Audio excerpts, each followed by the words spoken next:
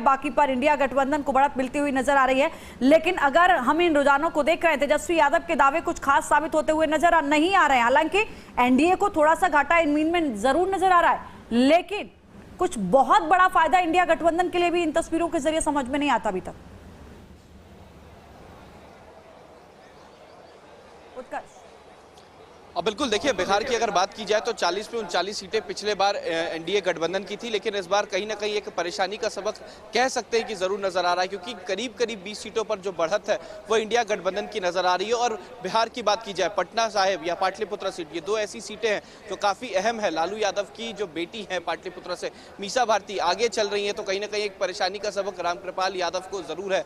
वहीं अगर पटना साहिब की बात की जाए तो ये गढ़ माना जाता है बीजेपी का, आरएसएस का, और ये ऐसी सीट है जहां से रविशंकर प्रसाद आगे चल रहे हैं। हालांकि अगर इस बार बात की जाए एनडीए गठबंधन में, तो जेडीयू की कुछ सीटें जो हैं वो कहीं ना कहीं परेशानी का सबक जरूर नजर आ रही है। अगर कटिहार की बात की जाए तो वहां से जेडीयू जो है वो पीछे हो गई है। पप्पू यादव जो है वो फिलहाल आगे चल रहे हैं। इसके अलावा अगर बात की जाए काराकाट से, तो उपेंद्र कुशवाहा आगे चल रहे हैं। जो पवन सिंह का फैक्टर माना जा रहा था कि कहीं ना कहीं एक बड़ा फैक्टर हो सकता है, वो इस बार नजर नहीं आ रहा है। पवन सिंह जो है वो पीछे हो गए हैं। अगर आरके सिंह की बात की जाए आरा से, तो वो आगे चल रहे हैं। तो कुछ ऐसी सीटें, चिराग पासवान को लेकर भी कई बातें सामने आ रही थी। चिराग पासवान इस वक्त आगे चल रहे हैं। चिराग पासवान के अलावा उनकी पार्टी के जो तमाम प्रत्याशी, चाहे वो खगड़िया के हों, समस्तीपुर के हों, वैशाली के हों, जमुई के हों, सभी लोग जो है वो आगे चल रहे हैं। लेकिन 2-3 सीटें ऐसी हैं जो कहीं ना कहीं परेशानी का सबक हो रही है, जिसमें जहानाबाद है, इसके अलावा पाटलिपुत्रा है। ये 2 सीटों पर आरजेडी जो है वो आगे चल रही है।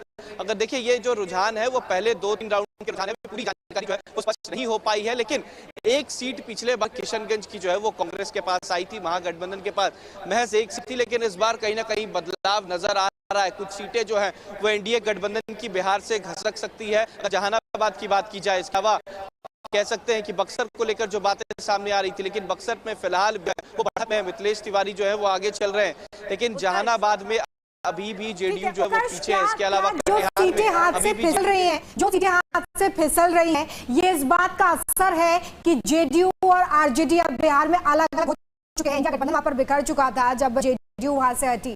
तो क्या ये इसी का असर है कि अब बिहार में एनडीए और साथ ही साथ इंडिया गठबंधन की सीटों में फर्क देखा जा रहा है? हालांकि शुरुआती रुझान है, अभी कुछ भी बहुत मुश्किल है।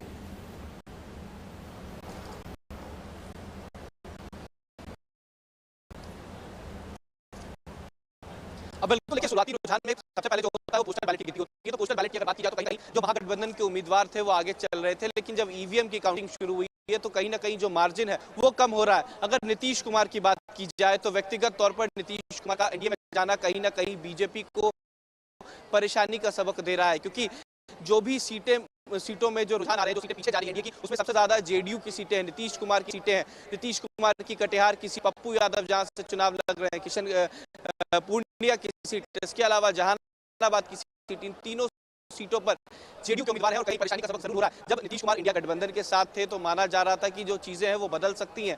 लेकिन जब एनडीए गठबंधन के साथ नीतीश कुमार आ गए, 16 सीटों पर जेडीयू उम्मीदवार उतार चुकी है।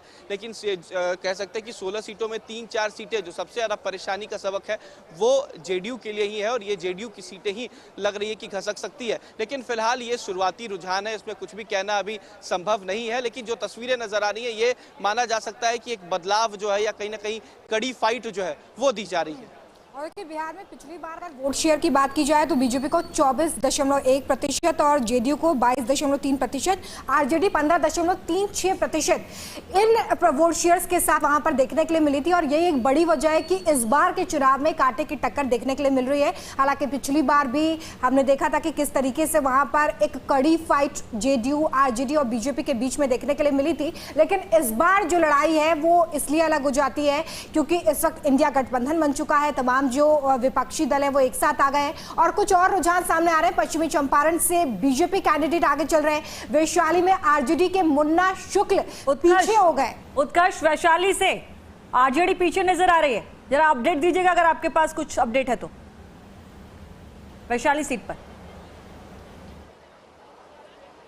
और बिल्कुल देखिए, वैशाली एक ऐसी सीट है जो लोजपा की परंपरागत सीट रही है। वैशाली से इससे पिछले बार भी एनडीए के प्रत्याशी जो है जीतते हुए नजर आ रहे थे, लेकिन इस बार कह सकते हैं कि आरजेडी ने एक नई तरीके की कोशिश की है, नई पहल की है। सवर्ण जो लोग हैं उन्हें टिकट दिया, मुन्ना शुक्ला को इस बार टिकट दिया और मुन्ना शुक्ला जो है इस वक्त आगे चल रहे हैं। जब ईवीएम की काउंटिंग शुरू हुई है, दूसरे राउंड की काउंटिंग शुरू हो चुकी है, मुन्ना शुक्ला इस वक्त आगे चल रहे हैं वैशाली से। वीणा देवी जो है वो अभी पीछे चल रही हैं। चिराग पासवान की एक सीट पर कहीं ना कहीं एक परेशानी का सबक है, वो वैशाली सीट है। हालांकि अगर चिराग पासवान की खुद की सीट की बात की जाए, हाजीपुर से वो आगे चल रहे हैं, जमुई से उनके बहनोई जो है वो चुनाव लड़ रहे हैं, वो भी आगे चल रहे हैं, लेकिन वैशाली सीट मुन्ना शुक्ला जो है इस वक्त आगे चल रहे हैं। कुछ ऐसी सीटें हैं बिल्कुल बिहार में जहां पर कह सकते हैं कि इंडिया गठबंधन जो है वो आगे चल रहा है, क्योंकि इंडिया गठबंधन इस बार इंटैक्ट नजर आ रहा है। कांग्रेस हो, आरजेडी हो, इस बार कांग्रेस के प्रदेश अध्यक्ष अखिलेश सिंह के बेटे महाराजगंज से चुनाव लड़ रहे हैं कि वो फिलहाल कुछ वोटों से आगे चल रहे हैं, लेकिन अभी भी जो बराबरी की टक्कर कह सकते हैं, क्योंकि कई सीटों पर जो है महज 200 से 300 वोटों का जो फर्क है वो नजर आ रहा है। काउंटिंग अगर दूसरे राउंड की बात की जाए तो दूसरे राउंड में भी 2 से 3 हजार का फर्क नजर आया है। जी, उत्कर्ष पाटिल पुत्र का ही मैं जिक्र कर रही थी, हालांकि आंकड़े भी वहां के सामने, कुछ अपडेट भी वहां से हमारे सामने आया है। चूंकि पाटिल पुत्र की बात करूं तो यहाँ मीसा भारती लगातार चुनावी मैदान में इस बार भी, हालांकि पिछली बार रामकृपाल यादव से ही का सामना उन्होंने किया। लगातार रामकृपाल यादव यहाँ से जीते हैं। 2008 से लेकर अब तक अगर हम देखें तो ये कहीं ना कहीं एनडीए के खाते में सीट जाती हुई नजर आई है। इस बार मीसा भारती थोड़ी देर पहले आगे चल रही थी, इस बार भी क्या वही अपडेट? रामकृपाल यादव पीछे चल रहे हैं।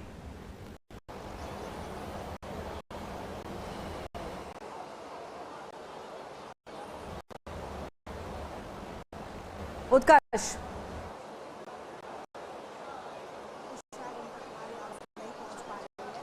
लगातार हम आपको ये बता रहे हैं कि बिहार में इस वक्त रुझानों में क्या कुछ नजर आ रहा है। वैशाली में आरजेडी के मुन्ना शुक्ला वक्त पीछे चल रही है। इसके अलावा पाटलिपुत्र से मीसा भारती 2300 वोटों से इस वक्त आगे बताई जा रही है। हालांकि पिछली बार हार का सामना करना पड़ा। उज्जैनपुर देखिए हॉट सीट हो जाती है, नित्यानंद राय यहाँ से चुनाव लड़ रहे हैं, फिलहाल वो पीछे चल रहे हैं। सिवान की बात की जाए तो हिना शाह यहाँ से इस वक्त लीड करती हुई नजर आ रही है। अच्छी बढ़त उन्हें यहाँ पर मिल रही है। और बिहार में देखिए फिलहाल जो बड़ा उलटफेर है वो देखने के लिए तो मिल नहीं रहा है। बेगूसराय में गिरिराज सिंह, पिछली बार भी उन्होंने यहाँ से चुनावी जीत हासिल की थी। पश्चिमी चंपारण में बीजेपी के संजय जायसवाल इस वक्त बढ़त बनाए हुए हैं। और 4 लोकसभा सीटें बिहार में, जहां पर फिलहाल 5 सीटों पर इंडिया गठबंधन ने बढ़त बनाई हुई है, तो वहीं 23 सीटों पर इस वक्त एनडीए की तरफ से बढ़त बनाई गई है। ये सीटें जो हैं, प्रज्ञा ठाकुर क्या कुछ कह रहे हैं ये भी सुन लेते हैं। रोमिता, अभी भाजपा को फिर से चुना है और मैं अभी से कह रही हूँ कि फिर से चुना है, क्योंकि हमारे पक्ष में भारत है। राहुल गांधी अर्जुन खड़गे हों, वो तो 295 की बात कर रहे हैं। कल एग्जैक्ट पोल आए तब भी वो कह रहे थे और अभी भी कह रहे थे कि 4 तारीख का इंतजार करो, शाम तक का रिजल्ट। प्रतीक्षा 4 तारीख की करनी पड़ेगी, उससे पहले कुछ हो नहीं सकता। लेकिन ये सच है कि सपने देखने का सबको बिल्कुल अवसर मिलना चाहिए, पर काम करने का अवसर जिनको मिलता है वह भाजपा को मिल रहा है और यह निश्चित है। दिग्विजय सिंह ने कल बोला कि यदि 295 सीट आती है मतलब जनता ने उन्हें वोट दिया है, लेकिन यदि 300 पार आती है बीजेपी तो ये ईवीएम की वोट है, जनता का वोट नहीं है। कांग्रेस तो ये प्रारंभ से ही कर रही है कि जहां कांग्रेस जीत जाती है, इनके लोग जीत जाते हैं, वहां ईवीएम बहुत अच्छी रहती है, भले ही ये बूथ कैप्चरिंग करके वहां चुनाव जीते।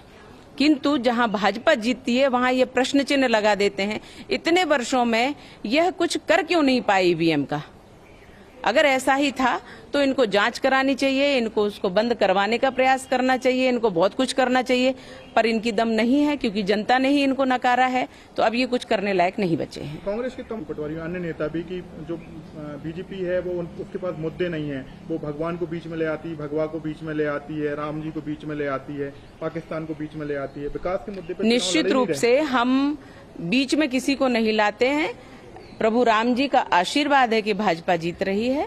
प्रभु राम जी हमारे आराध्य हैं और भाजपा ने कभी नहीं कहा कि हम पाकिस्तान के पक्ष में हैं, भाजपा ने कभी नहीं कहा कि हम बांग्लादेश के पक्ष में हैं, भाजपा ने कभी किसी और भी धर्म, ऐसे देश जो देश भारत के दुश्मन हैं, दुश्मन देशों का कभी साथ नहीं लिया, गद्दारों का और आतंकवादियों का कभी साथ नहीं दिया, ना उनको जी बोला है और ना उनको सम्मान दिया है। सदैव भाजपा भारत की जनता के पक्ष में रही है और रहेगी और राष्ट्र धर्म को माना है और राष्ट्र धर्म के लिए जीती है, राष्ट्र धर्म के लिए काम करती है। लेकिन जो कांग्रेस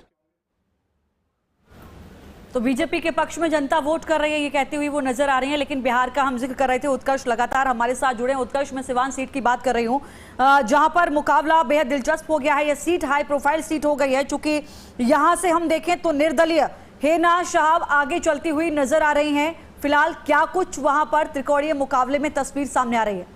जेडीयू, आरजेडी और निर्दलीय हिना।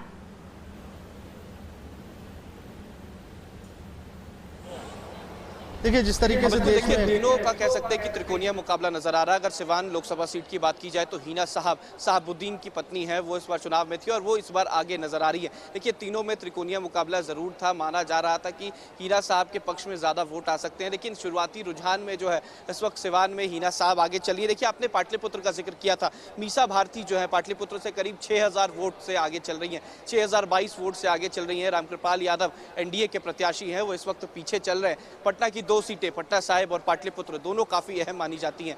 दोनों बीजेपी का गढ़ रहा है, लेकिन इस बार बीजेपी के गढ़ में एक सेंधमारी जो है वो आरजेडी करती नजर आ रही है। पाटलिपुत्र सीट से 6000 वोट से फिलहाल आगे चल रही है। तीसरे राउंड की काउंटिंग जो है वो चल रही है। मीसा भारती लालू यादव की बड़ी बेटी हैं, राज्यसभा सांसद भी हैं, वो आगे चल रही है। इसके अलावा अगर पटना साहिब की बात की जाए तो पटना साहिब से रविशंकर प्रसाद जो है इस वक्त आगे चल रहे हैं। करीब 8754 वोट से रविशंकर प्रसाद आगे चल रहे हैं। अंशुल अभिजीत को कुल अगर वोट की बात की जाए तो करीब 39,930 वोट मिले हैं, वही रविशंकर प्रसाद को 48,684। तो इन दोनों सीट में एक सीट जो है जहां पर कांटे की टक्कर चल रही है, 5000 से ज्यादा, मैं कह सकते हैं कि 6000 से ज्यादा वोट का जो फर्क है वो पाटलिपुत्र सीट में नजर आ रहा है। वहीं चिराग पासवान जो है वो भी आगे चल रहे हैं। चिराग पासवान इस वक्त हाजीपुर सीट से करीब 2000 वोट से आगे चल रहे हैं। तो कहीं ना कहीं ये भी एक अच्छी पहल कह सकते हैं, अच्छी शुरुआत चिराग पासवान के लिए, क्योंकि पहली बार पिता के परंपरागत सीट से चिराग पासवान चुनाव लड़ रहे हैं। इससे पहले 2 बार जमुई से चुनाव लड़े हैं और दोनों बार चुनाव जीत कर आए हैं। इस बार हाजीपुर से जो है वो चिराग पासवान चुनाव लड़ रहे हैं, 2000 वोट से आगे चल रहे हैं। इसके अलावा अगर बात की जाए सिवान की, आपने कहा हिना साहब का एक फैक्टर इसलिए काफी ज्यादा अहम हो रहा है क्योंकि हिना साहब इससे पहले आरजेडी के टिकट से चुनाव लड़ती आई हैं, लेकिन हर बार शिकस्त उन्हें मिली है। 2004 के बाद साहबुद्दीन की जीतने के बाद अब तक कोई भी साहबुद्दीन के परिवार से चुनाव नहीं जीता है। तो साहबुद्दीन के कह सकते हैं कि इंतकाल के बाद पहली बार जो है वो चुनाव लड़ रही है हिना साहब। और हिना साहब के लिए सिंपैथी वोट जो है वो काफी सिवान में नजर आया है, क्योंकि वहां के लोग जो है वो आज भी मानते हैं कि जो कार्य 2004 में हुआ था, यानी कि साहबुद्दीन के कार्यकाल में, वो उसके बाद नहीं हुआ। तो कहीं ना कहीं एक ये सिंपैथी वोट जो है वो उन्हें मिल रहा है। करीब 3780 वोट से इस वक्त सिवान से आगे चल रही है हिना साहब। देखिए तमाम अपडेट जो आ रहे हैं, लेकिन सिंह की सीट की बात करनी होगी। काराकाट सीट जो है वो हाई प्रोफाइल इसलिए हो जाती है क्योंकि पवन सिंह यहाँ से चुनाव लड़ रहे हैं। हालांकि पहले बीजेपी ने उन्हें आसनसोल से टिकट दिया था, उन्होंने वहां से टिकट लेने से मना कर दिया। उसके बाद काराकाट से चुनावी मैदान में क्या स्थिति इस वक्त?